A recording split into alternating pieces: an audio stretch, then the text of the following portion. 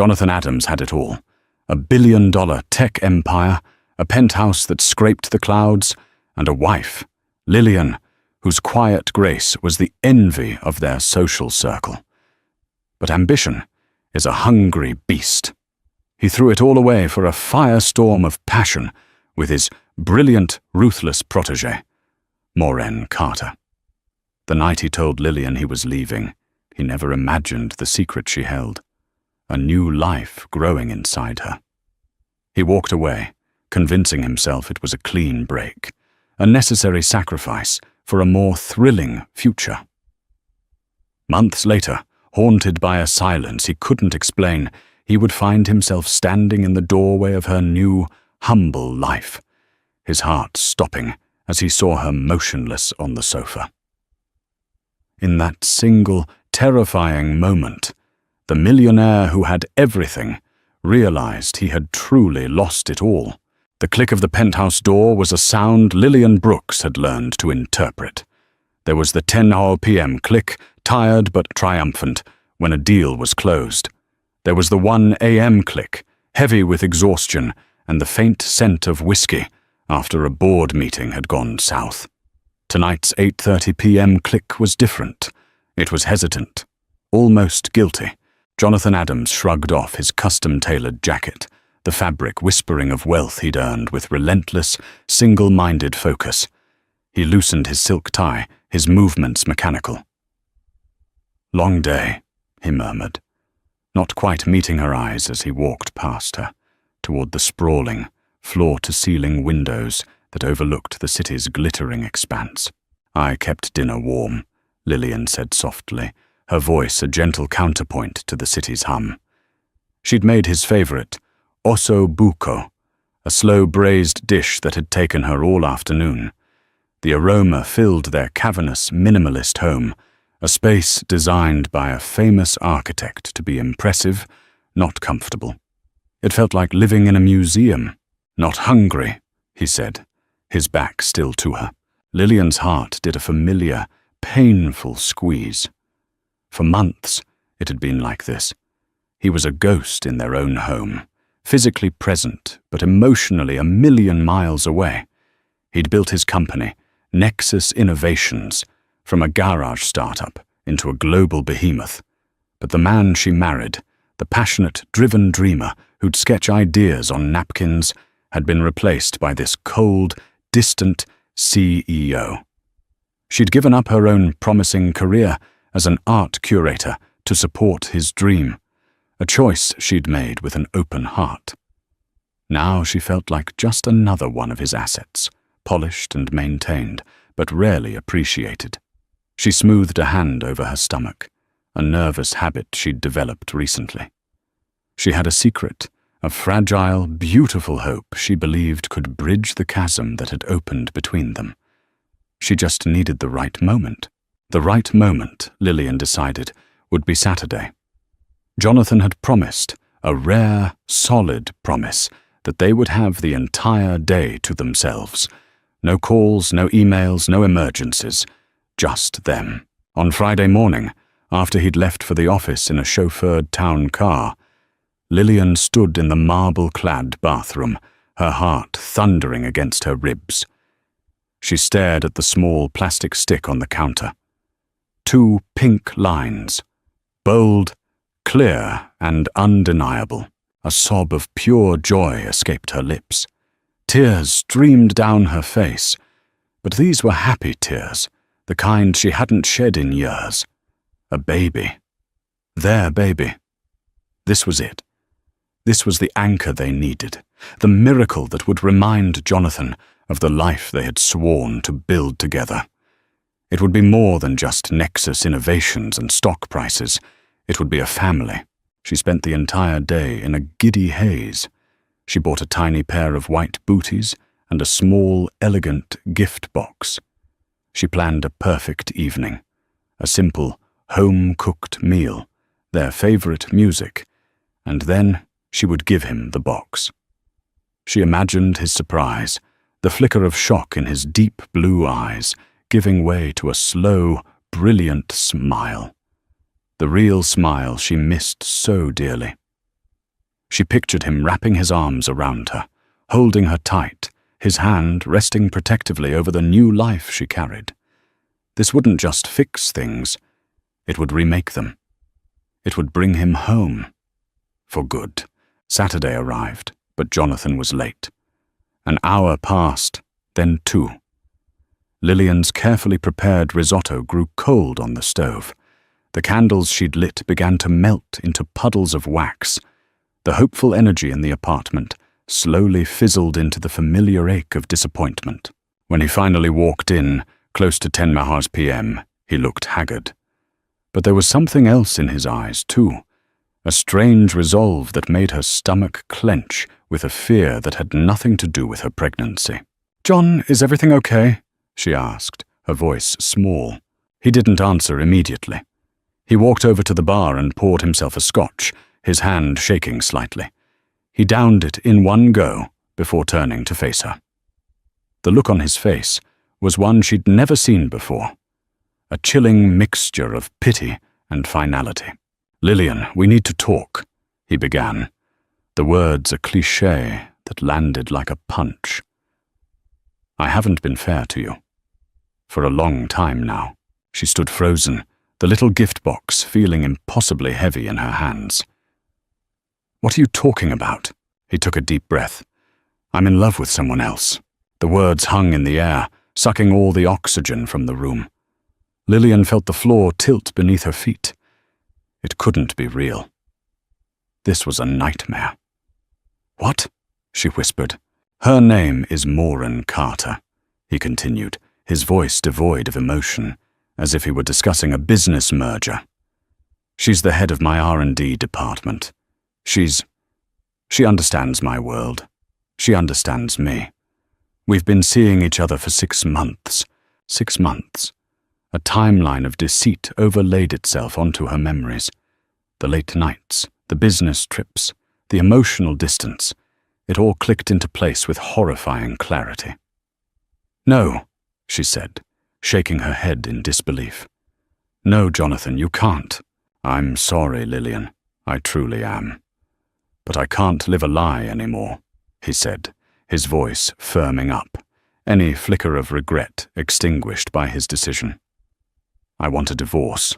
The word divorce shattered the last of her composure. Her legs gave out, and she sank onto one of the ridiculously expensive, uncomfortable sofas. The small gift box fell from her lap, landing on the plush rug with a soft thud. Jonathan's eyes flickered down to it, but his expression remained unchanged. "A divorce?" she echoed, her voice cracking. "Jonathan, we built this life together. I gave up everything for you." "I know," he said, and the placid acknowledgement was somehow worse than an argument. "And I'll make sure you're taken care of. You'll be very comfortable. My lawyer will be in touch." He spoke of their marriage, their shared history, as if it were a severance package. The coldness of it was a physical blow, a desperate, primal need to make him see, to make him understand what he was throwing away, surged through her. "You don't understand," she sobbed, her hands instinctively going to her stomach. "You can't do this. Not now." She looked up at him, her eyes pleading. "Jonathan, I'm pregnant." For the first time, his mask of control cracked. Shock widened his eyes. "What?" "I'm pregnant," she repeated, her voice gaining a sliver of strength. "I was going to tell you tonight. That's what's in the box." He stared at her, then at her stomach, and a dark, ugly suspicion twisted his features. "Pregnant? You're telling me this now?" He let out a short, incredulous laugh that held no humor. "Lillian, is this some kind of game? Are you trying to trap me?" The accusation was so vile, so far from the truth, that it knocked the breath from her lungs. He didn't see a miracle. He saw a tactic. He didn't see their child. He saw a chain. The love she thought was buried deep within him wasn't just buried. It was gone. In its place was this cruel, suspicious stranger. "It changes nothing," he said, his voice like ice. He was rebuilding his walls, reinforcing his decision. It's better this way. I won't bring a child into a loveless home. He turned and walked toward the door, not even glancing back at the tiny gift box on the floor, the symbol of their shattered future. The door clicked shut behind him, and this time, Lillian knew what it meant. It was the final click, the end of everything. Alone in the cavernous silence, she let out a raw, wounded cry that was swallowed by the indifferent luxury of the home that was no longer hers. The days that followed were a blur of grey. The penthouse, once a symbol of success, became a prison of memories. Every corner held a ghost of the life she thought she had. The expensive art on the walls, pieces she had lovingly curated, now seemed to mock her. Jonathan was gone. He'd sent a courier for his essential belongings, a sterile and impersonal transaction that underscored his departure.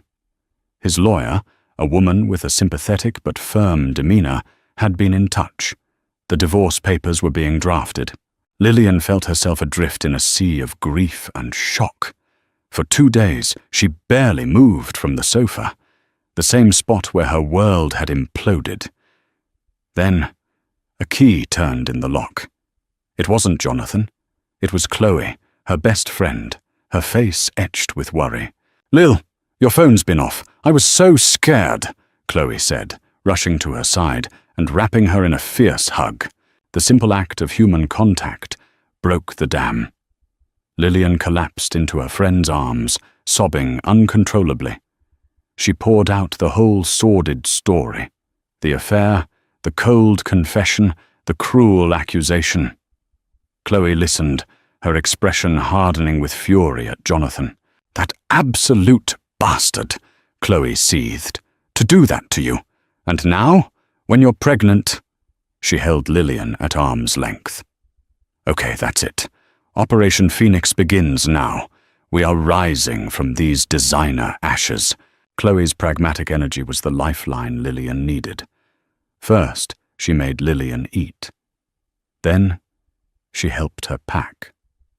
Not everything, just the things that mattered. Her books, her personal art, photos of her family, the few sentimental items that predated Jonathan.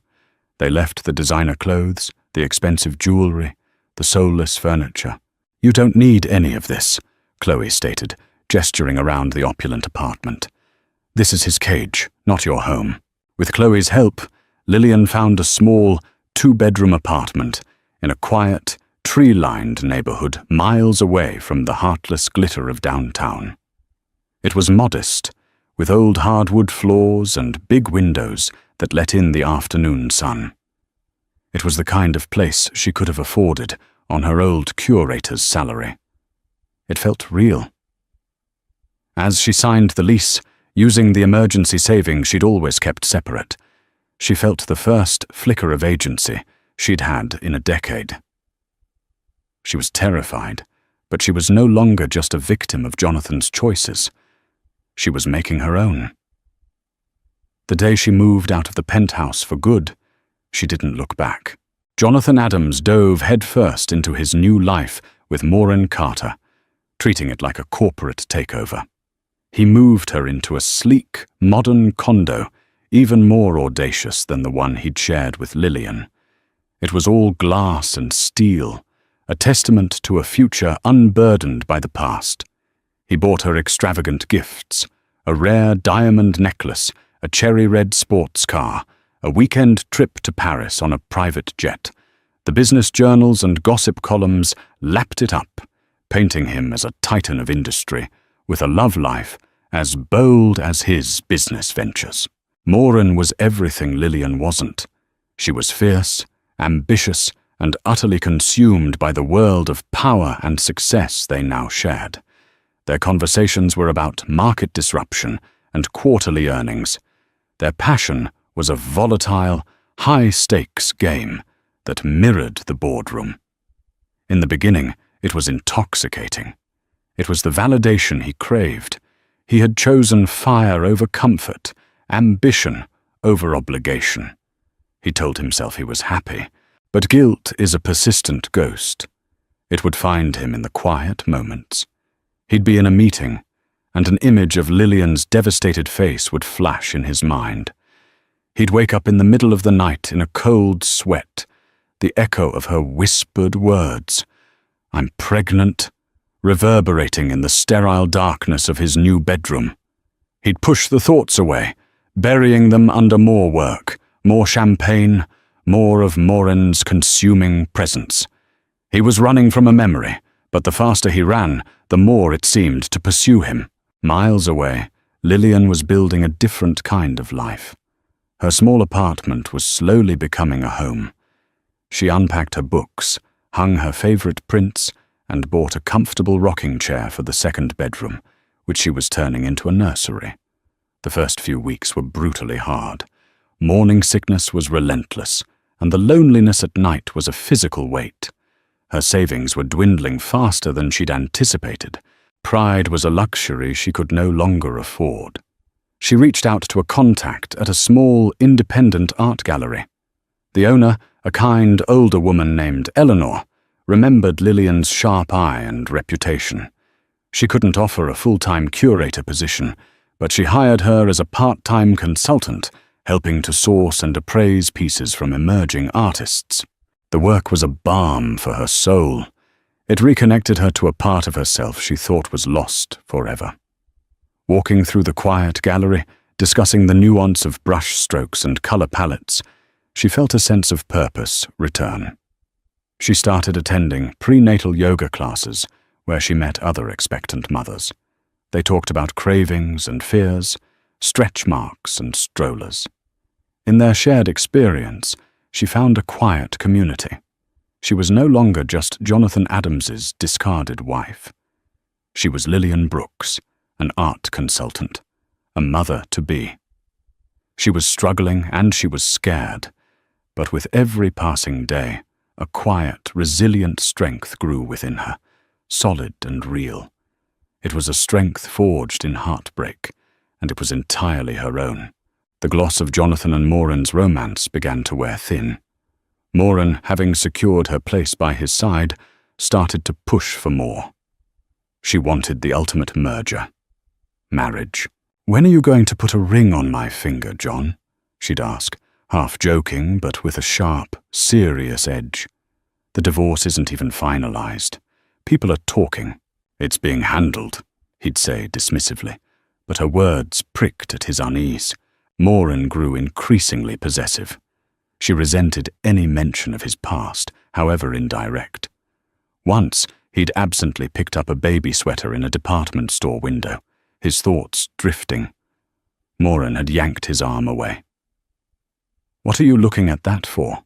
Don't tell me you're actually thinking about it." The baby was the unspoken wedge between them. To Morin, the unborn child was a loose end, a permanent, living link to the woman she had displaced.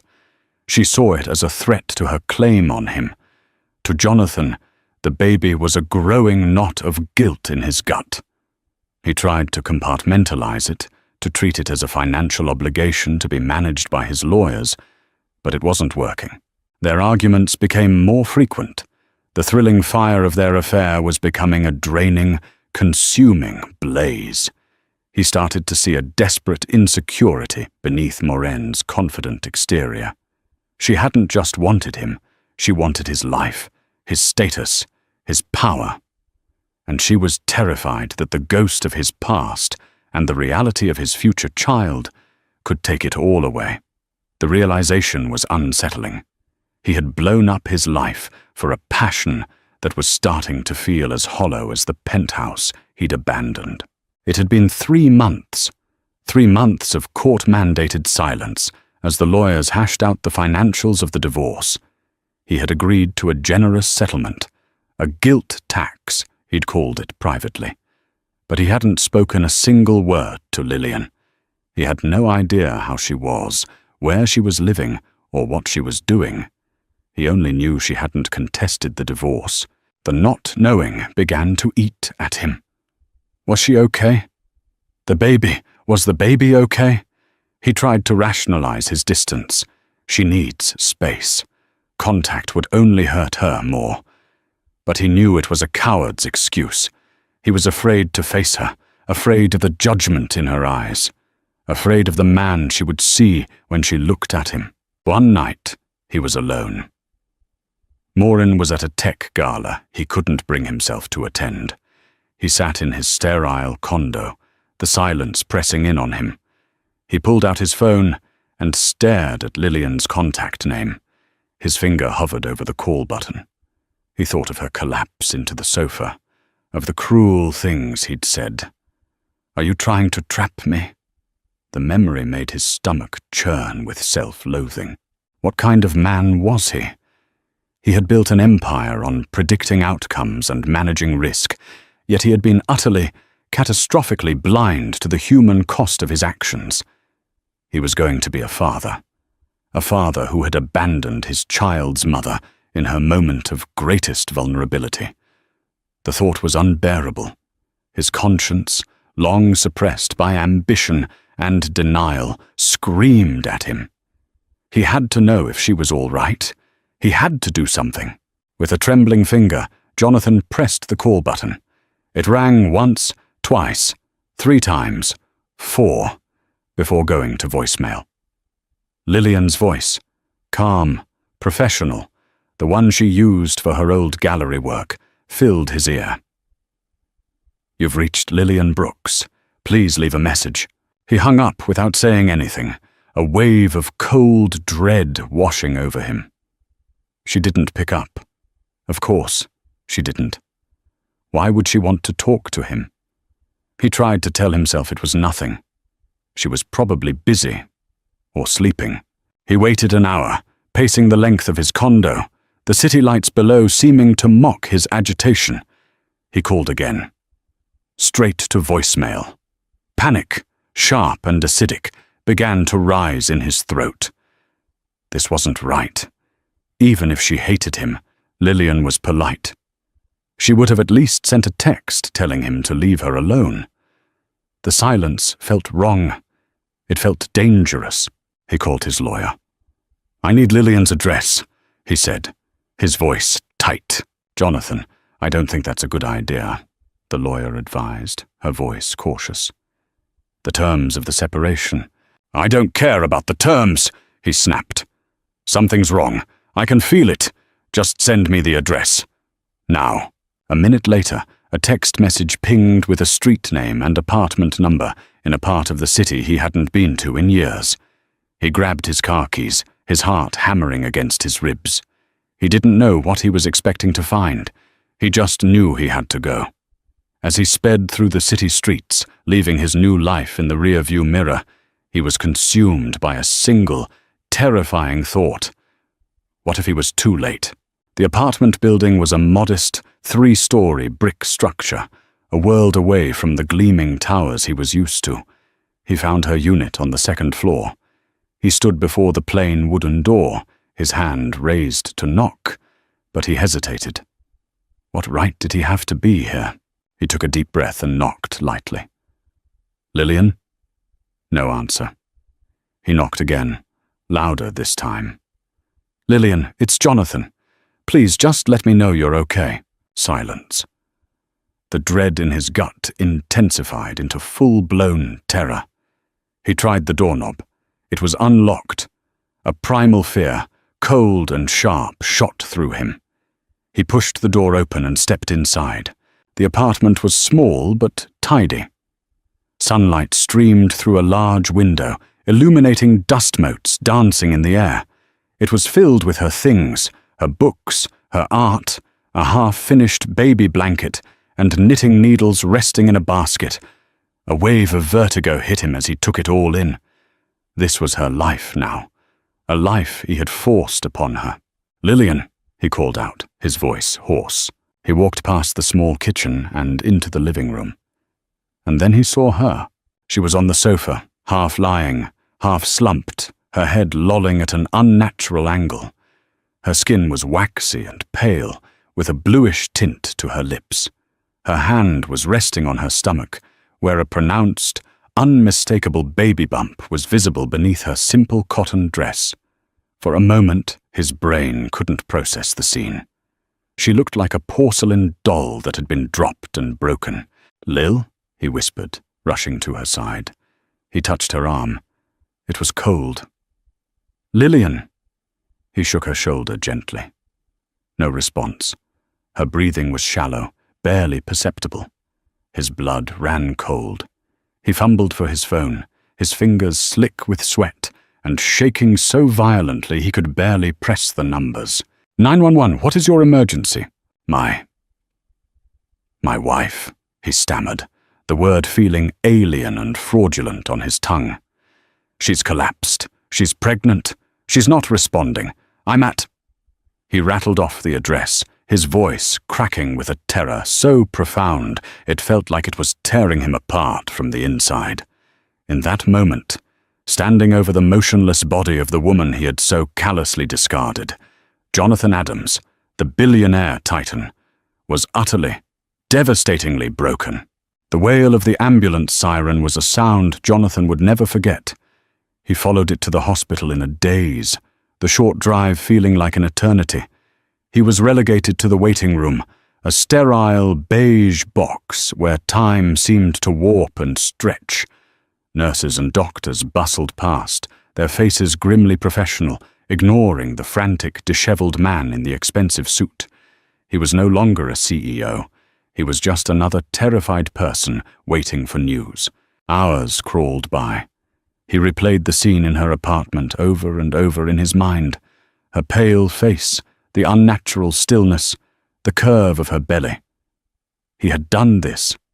His cruelty, his neglect, it had led to this.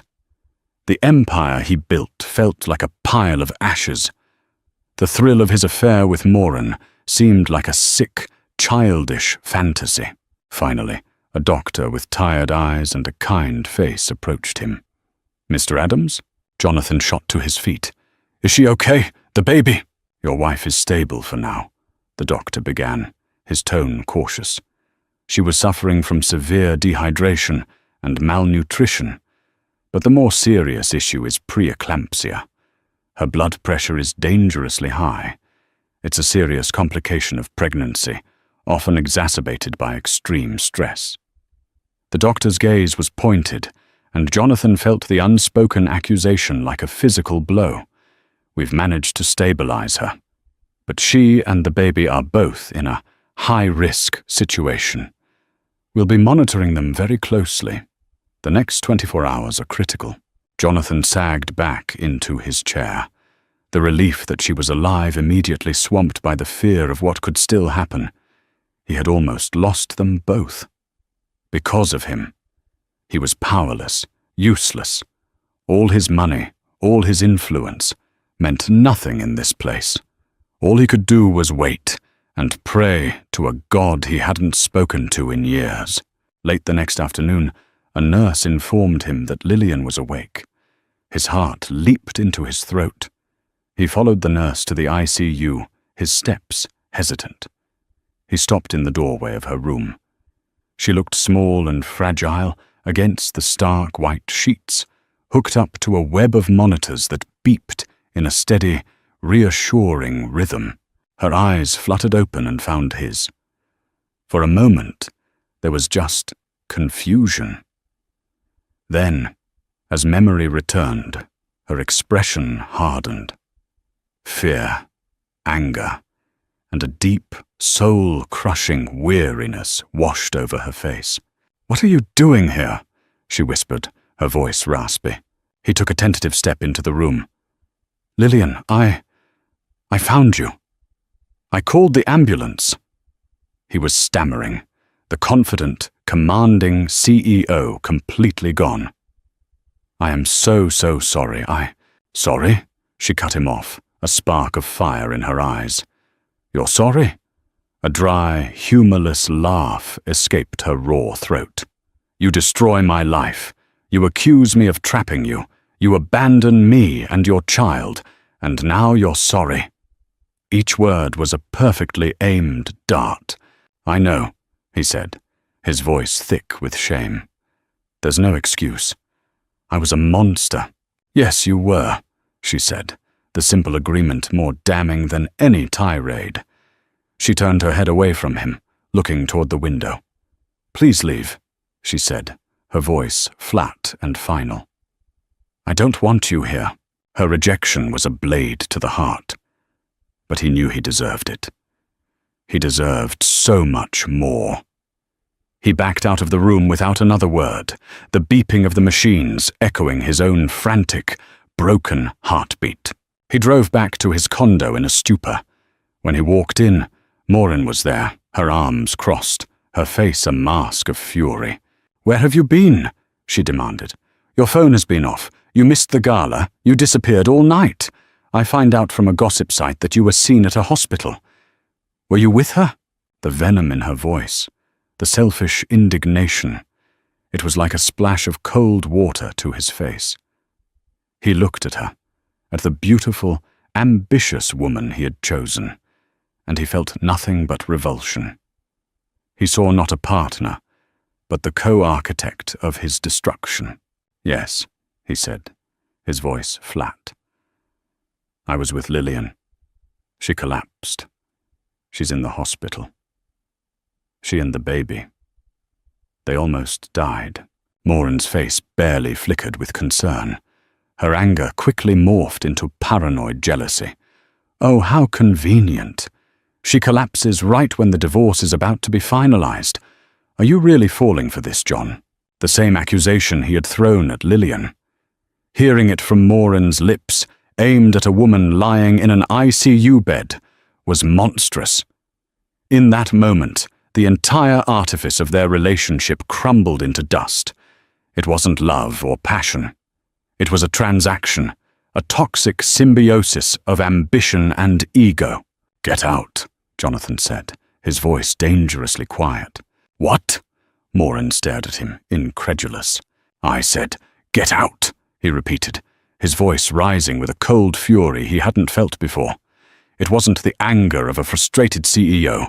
It was the roar of a man who had finally seen the depths of his own moral bankruptcy. This was a mistake, all of it. You, me, this hollow life. It's over. Pack your things and go. Their ensuing fight was epic and ugly, filled with recriminations and bitter truths. But Jonathan's resolve was absolute.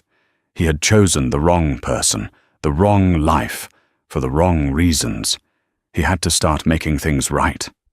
And it started with this, ending the lie.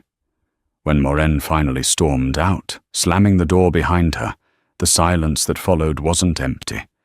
It was the sound of rock bottom. It was the sound of a space being cleared for something new. Jonathan returned to the hospital the next day, not to see Lillian, but to speak with her doctors. He needed to know what she needed. As he stood in the hallway, a blur of righteous fury accosted him. It was Chloe, Lillian's friend. You, she hissed, jabbing a finger into his chest. You have some nerve showing your face here. Jonathan didn't defend himself. He didn't make excuses. He just stood there and took it, his face a portrait of shame. You're right, he said quietly. Everything you're thinking is right. I deserve it. His lack of defense seemed to surprise her, momentarily deflating her anger. What do you want, Jonathan? I want to help, he said, his voice raw with sincerity. I don't want her to see me. I want to make sure she has everything she needs, the best doctors, a private room, anything. And when she gets out, I don't want her to have to worry about money. Ever. He met with the hospital's financial administrator and paid for everything up front. Then he called his lawyer with a new set of instructions. Not to finalize a divorce settlement, but to set up an irrevocable trust fund for Lillian and the child. He structured it so the payments would come through a third-party firm, anonymously. He didn't want her gratitude or her forgiveness. He just wanted her and his child to be safe. It was the first truly selfless thing he had done in years, and though it didn't lessen his guilt, it was a first tentative step on the long road toward penance. A week later, Lillian was stable enough to be moved from the ICU to a private room, a luxury she hadn't requested and couldn't explain. She knew it had to be Jonathan. When he requested, through a nurse, to speak with her for 5 minutes, she reluctantly agreed. She needed to set boundaries. He entered the room hesitantly, looking thinner, older. The arrogant swagger was gone, replaced by a quiet, heavy humility. They didn't talk about their relationship. There wasn't one to talk about. They talked about the baby. "I want to be a father to this child," he said, his voice steady but soft. "If you'll let me." Lillian looked at him, her gaze clear and unwavering. The ordeal had stripped away her naivete, replacing it with a core of steel. "This isn't about what you want anymore, Jonathan. It's about what this baby needs, and what I will allow." The negotiation was tense. She laid out her terms with the precision of a lawyer. He would have no legal custody, not at first. He would have supervised visitation rights. He would not be present at the birth unless she explicitly invited him. All decisions about the baby's health, education, and upbringing would be hers. She would accept the financial support from the anonymous trust. She knew it was him, because she wouldn't let her pride harm her child's future. But it didn't buy him access or forgiveness. He agreed to every single condition without a moment's hesitation. There was no argument, no negotiation from his side. His only request was simple. "What are you going to name her?" he asked, his voice barely a whisper. Lillian paused, her hand resting on her stomach. "I was thinking of Hope," she said. His eyes filled with tears, and he nodded, unable to speak. Hope. It was something he had destroyed, and something she had managed to find in the wreckage. The baby, Hope, was born 6 weeks prematurely, small but fierce, and, against all odds, healthy. Lillian's labor was sudden and difficult. In a moment of fear and exhaustion, she had allowed the nurse to call him. Jonathan arrived at the hospital just as the baby was being born. He waited outside the delivery room, hearing that first miraculous cry. A nurse eventually emerged, smiling, and told him he could come in. Lillian was exhausted, but radiant, holding the tiny, swaddled bundle in her arms. She looked at Jonathan, her expression unreadable.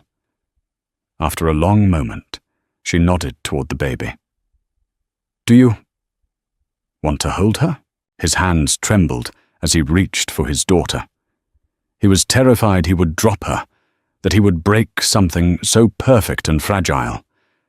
The moment the tiny 7-pound weight of his daughter settled into his arms, his world shifted on its axis. He looked down at her perfect, miniature face, her tuft of dark hair, her tiny fingers curled around his. A sob escaped him, a raw, guttural sound of grief, regret, and overwhelming love. This was real. More real than any business deal, any penthouse, any fleeting passion. This was his daughter, and he had almost lost her before he even knew her. He wept openly, tears of profound sorrow and profound gratitude streaming down his face. Lillian watched him, and for the first time in a long time, the anger in her heart softened, just a little, into something that resembled pity, and perhaps a microscopic seed of grace. The months that followed were a quiet testament to change. Jonathan proved his commitment not with grand gestures or desperate apologies, but with steady, reliable action. He never missed a scheduled visitation. He showed up on time, every time, with diapers, formula, or whatever Lillian had mentioned they needed. He sold Nexus Innovations, a move that shocked the financial world. He explained it away as wanting to pursue smaller, more meaningful ventures. But the truth was simpler. The empire no longer mattered. It was the symbol of the man he used to be, and he was desperate to leave that man behind. He sold the audacious condo and bought a modest, comfortable house in a quiet suburb near Lillian, with a backyard and space for a swing set. He baby-proofed the entire house before Hope could even crawl. He respected every single one of Lillian's boundaries. He never overstayed his welcome. He never pushed for more. He was simply there, a constant, steady presence in his daughter's life. He learned to change a diaper, to warm a bottle, to recognize the difference between a hungry cry and a tired cry. He discovered the simple, profound joy of his daughter falling asleep on his chest. He was learning, day by day, how to be a father. One Tuesday evening, Jonathan arrived at Lillian's apartment for his scheduled visit. He found the door slightly ajar and could hear Hope crying inconsolably from inside. He let himself in and found Lillian pacing the living room, her face etched with exhaustion, bouncing a wailing Hope in her arms. "I'm sorry," she said, her voice frayed. "She's teething. Nothing is working. She's been like this for hours." Jonathan didn't say a word. He just walked over, put his hands out, and Lillian, without hesitation, handed the baby over. He held Hope against his shoulder, murmuring softly to her, and rocking her with a gentle, steady rhythm he'd perfected over the last few months. Within minutes, her frantic cries subsided into whimpers, and then silence. She was asleep. He gently laid her in her crib. When he returned to the living room, Lillian was slumped on the sofa, her head in her hands. He went into her small kitchen, put the kettle on, and made her a cup of chamomile tea, just the way she used to like it. He placed it on the coffee table in front of her. She looked up, her eyes expressing a gratitude that words couldn't capture. "Thank you," she whispered. He simply nodded and sat in the armchair opposite her. They sat in silence for a long time. It wasn't an awkward silence, or a tense one. It was a comfortable, shared quiet, the kind that can only exist between two people who have been through a war together and survived. It was the first time since the night he'd left that they had simply existed in the same room. Not as adversaries, not as exes, but as two tired parents united by their love for their child. A year later, on a sunny Saturday afternoon, Jonathan and Lillian stood in a park. Between them, a little girl with a head full of dark curls and her mother's determined eyes took a shaky step, then another, a wide, gummy smile on her face. Hope wobbled from her mother's outstretched hands toward her father's. Jonathan scooped her up, burying his face in her hair, breathing in the sweet scent of her. "You did it!" he cheered, his voice filled with a pure, uncomplicated joy. He looked over at Lillian, who was watching them with a soft smile. The scars of his betrayal were still there, faint lines on the landscape of their lives. They would never fade completely. The romantic love they once shared was a ghost, a memory from another lifetime. But in its place, something new and arguably stronger had grown. It was a partnership, forged in crisis and tempered by forgiveness. It was a deep, abiding respect built on actions, not words. He was no longer the ruthless millionaire, and she was no longer the heartbroken wife. He was a father. She was a mother. They were a family, redefined. As he set Hope down to let her explore a dandelion, his hand brushed Lillian's. It wasn't a romantic touch, but a simple, human connection. A shared acknowledgement of the beautiful, precious thing they had built from the wreckage. Redemption, he finally understood, wasn't about getting back what you had lost. It was about having the grace to build something new. Jonathan and Lillian's story is a powerful reminder that our worst mistakes don't have to define our future. It's a story about the painful, messy, but ultimately beautiful process of earning a second chance. What did you think of Jonathan's path to redemption? Could you forgive him if you were in Lillian's shoes? Let us know your thoughts in the comments below. If this story touched your heart, please give it a like, share it with someone who might need to hear it, and don't forget to subscribe for more powerful real-life stories about love, loss, and the strength of the human spirit.